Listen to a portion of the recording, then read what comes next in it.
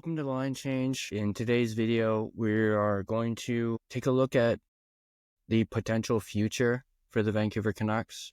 We're going to take a little gander down the future road for the Vancouver Canucks. We're going to talk about what this team could look like 5 years from now. Now, obviously, that's a little ways away, but I thought it was an interesting topic to discuss and basically, ask who on the current Canucks roster could still be here 5 years from now. Now, obviously, there's a few that will, most likely.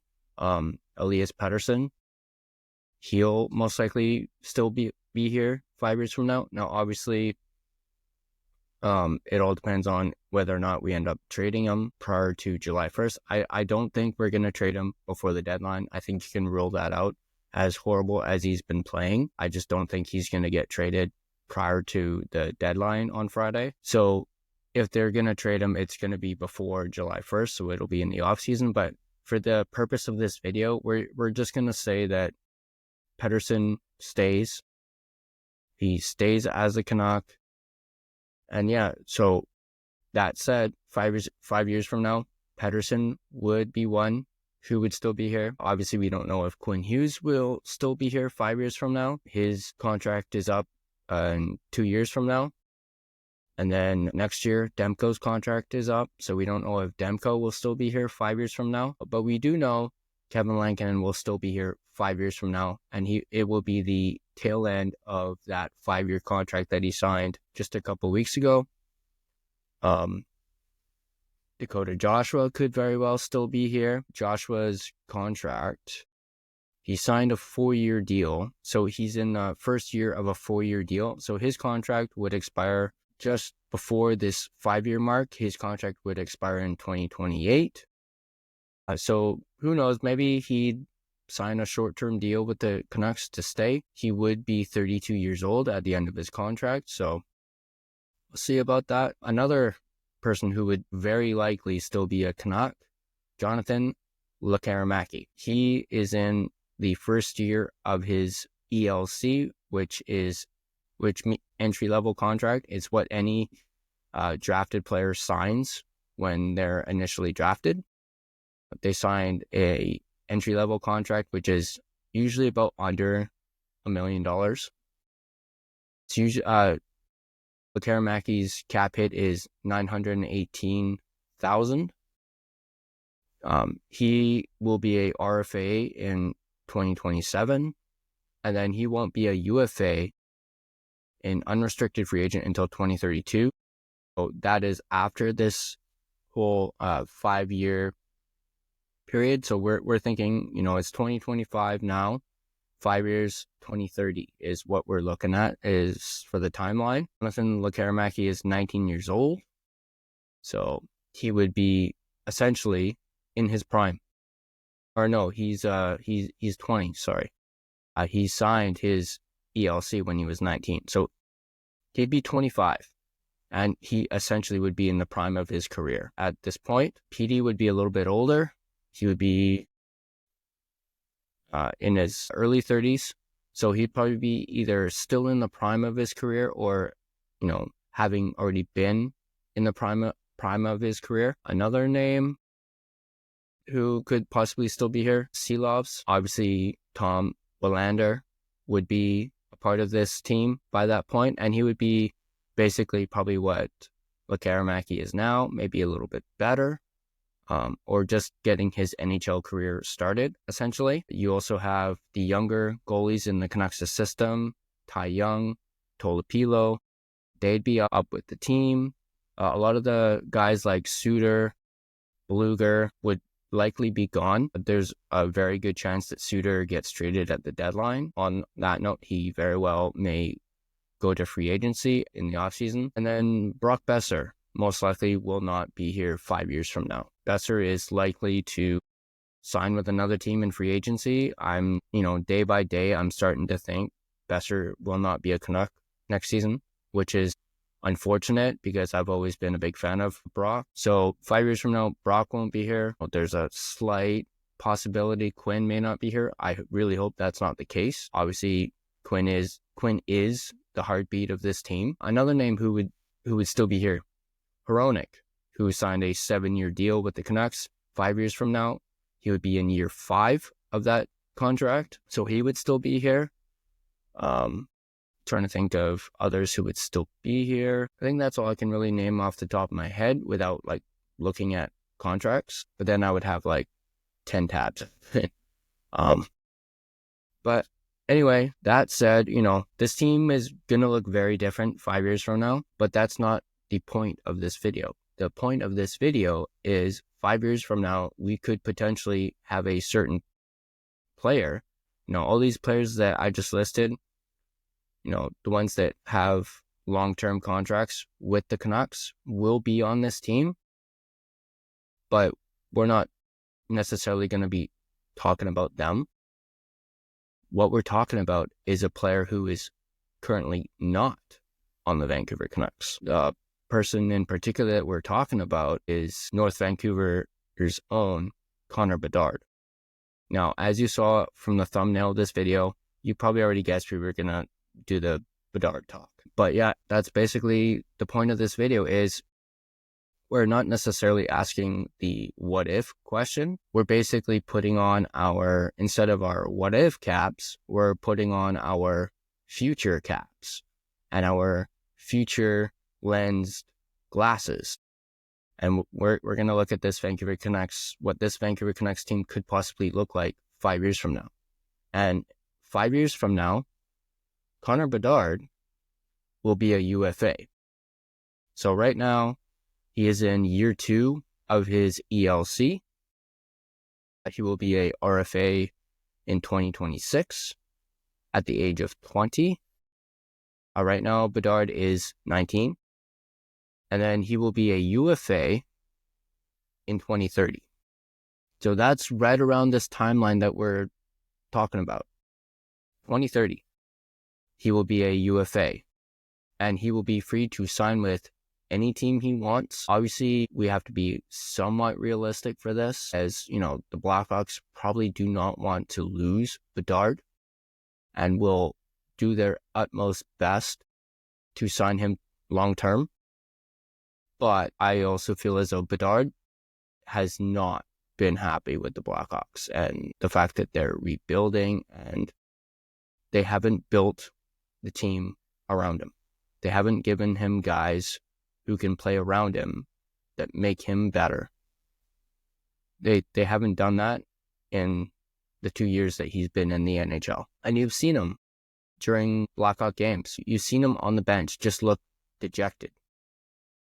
So that's why I'm making this video. And also, Bedard's made it, I don't know if it was a tongue-in-cheek thing, but he basically said he'd love to be a Vancouver Canuck one day. I mean, who wouldn't want to play for their hometown? I know I would if I were in Bedard's shoes. And, if he was really serious about it, when he becomes a UFA, you don't think the Canucks would come a knocking? If he was available, they'd have to be stupid not to come knocking for Bedard. And, if they offered him something, he'd probably sign it in a heartbeat.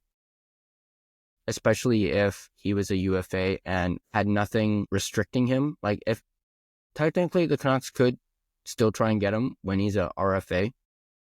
But the thing is, Chicago can match whatever the Canucks offer. At least if he's a UFA, the decision is completely up to Bedard. And knowing how much of a Canucks fan he was growing up and the fact that he's from Vancouver, I could see him signing with the Canucks as a UFA in 5 years, maybe 6. And again, that all depends on if the Blackhawks, after his ELC, if they sign him to an 8-year deal. Obviously, that's not going to happen. Him signing with the Canucks won't happen for a lot longer than 5 years. But if he signs a short-term deal or like a bridge deal, he could still hit free agency in 2030 and potentially sign with the Vancouver Canucks.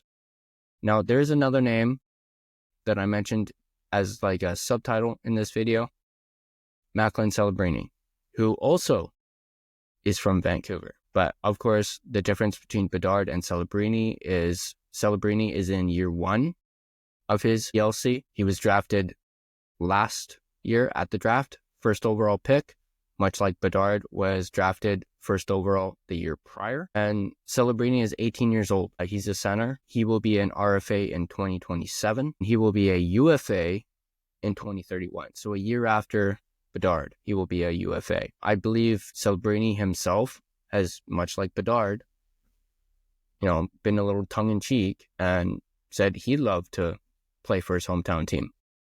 He'd love to be a Canuck one day. Between the two, I think it's more realistic that Bedard signs with us than Celebrini, or us getting both of them. That would be a Canuck fans' wet dream, is if they manage to land both Celebrini and Bedard as UFAs. So that's why in this video, we're leaning more towards the Bedard angle, just because I see that happening more so than Celebrini.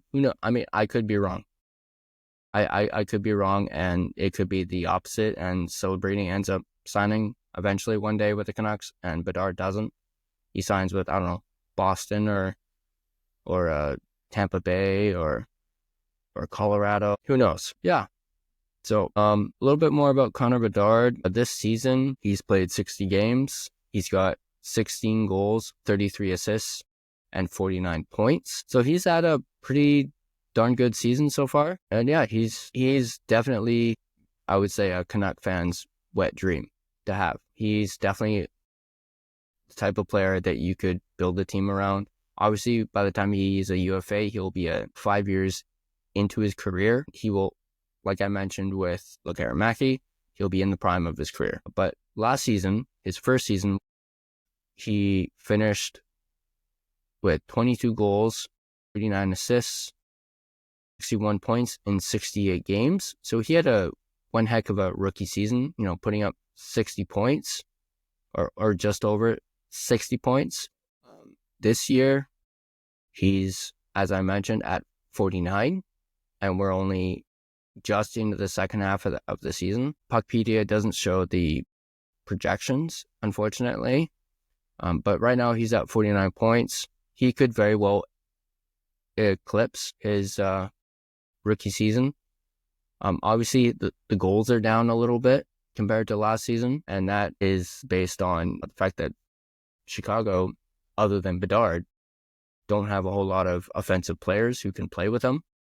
Sure, you could argue that Donato's a good player, but Donato's a center, and so is Bedard. You could also argue Teravainen, but he hasn't exactly been all that great this season. They did recently get rid of Taylor Hall. They traded him to the Hurricanes, and you thought maybe Hall could work really well with Bedard, but that wasn't to be. And then let's take a quick gander at Celebrini in his season so far. So Celebrini has played 49 games. He's got 18 goals, 26 assists, and 44 points. So Celebrini himself has had a really good rookie season. That's only going to go up as the seasons go by. There's a reason he was drafted first overall. Same thing with Bedard. They could be the next Connor McDavid, Leon Draisaitl, I guess. Maybe not necessarily Draisaitl, but both have been compared to McDavid when it comes to talent. Obviously, both are centers. But yeah, so that's going to do it for this video. What do you guys think? Do you guys think 5 years from now, the Canucks could sign Connor Bedard and he could be a Vancouver Canuck finally, and we could have that superstar player that this team has been wanting since the Canucks have been a part of the league? Yes, it's a bit of a pipe dream, but hey man, anything can happen, and you heard it from the horse's mouth himself, Bedard. Whether or not he was joking or not, but he's still, despite him having been drafted by the Blackhawks, he's still a huge Canucks fan. And he's from Vancouver. It's just his hometown. And what young player wouldn't ever want to, at least once in their career, play for their hometown team? I don't see how this could be a absolute no. Obviously, I mentioned there's the Blackhawks could do their best to try and make sure this doesn't happen. But at the end of the day, the decision, especially once Bedard becomes a UFA, the decision is 100% up to Connor Bedard. And what he wants to do is what will happen. So that's going to do it for this video. If you liked this video, if you liked this topic, feel free to hit that like button. If you disagree with me on this, go ahead and put it down in the comment section down below. If you loved the idea of this and are, think this is a possibility, go ahead and write in the comment section down below. If you're not subscribed to The Line Change and you liked this video and you've taken a gander at some of the other topics we've discussed, feel free to smash that subscribe button. You really help out the channel. If you are on Spotify, we are also on Spotify, and you can watch this same video on Spotify, and then we're also on Apple Podcasts as well. You can also find us on TikTok, the.line.change.po. You can find us on Instagram at The Line Change. You can find us on X at Line Change Van. And you can also find us on Patreon. I will leave the links to those in the description. And yeah, that's going to do it for this video. As always, I'll see you guys in the next video.